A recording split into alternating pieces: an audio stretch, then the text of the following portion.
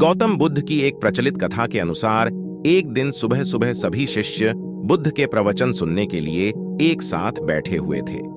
कुछ देर बाद बुद्ध अपने साथ एक रस्सी लेकर आए। तथागत के हाथ में रस्सी देखकर सभी शिष्यों को हैरानी हुई। बुद्ध अपने आसन पर बैठे और उन्होंने रस्सी में एक के बाद एक 3 गांठ बांध दी। इसके बाद उन्होंने शिष्यों से पूछा कि क्या ये वही रस्सी है जो गांठ बांधने से पहले थी? जब समस्याओं की वजह समझ लेंगे तो उनका समाधान आसान हो जाएगा। बुद्ध ने शिष्यों के सामने एक रस्सी में 3 गांठ लगाई और पूछा कि क्या ये वही रस्सी है जो गांठ बांधने से पहले थी? जीवन मंत्र डेस्क।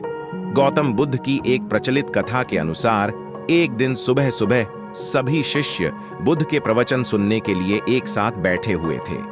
कुछ देर बाद बुद्ध अपने साथ एक रस्सी लेकर आए। तथागत के हाथ में रस्सी देखकर सभी शिष्यों को हैरानी हुई।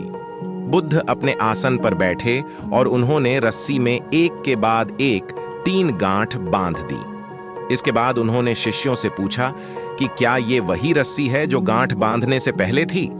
इस प्रश्न के जवाब में एक शिष्य ने कहा कि तथागत, इसका उत्तर थोड़ा मुश्किल है। ये हमारे देखने के तरीके पर निर्भर करता है। एक तरह से तो रस्सी वही है, इसमें कोई बदलाव नहीं है। एक अन्य शिष्य ने कहा कि अब इसमें 3 गांठें लगी हुई हैं जो कि पहले रस्सी में नहीं थीं। इसे बदला हुआ भी कह सकते हैं। कुछ शिष्यों ने कहा कि वास्तव में मूल रूप से रस्सी वही है, लेकिन बदली हुई दिख है, लेकिन इसका मूल स्वरूप बदला नहीं है।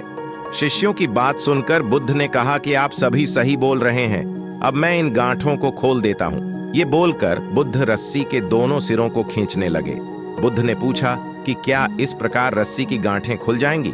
सभी शिष्यों ने कहा कि नहीं, ऐसा करने से तो गांठें और ज्यादा कस जाएंगी, इन्हें खोलना और मुश्किल हो जाएगा।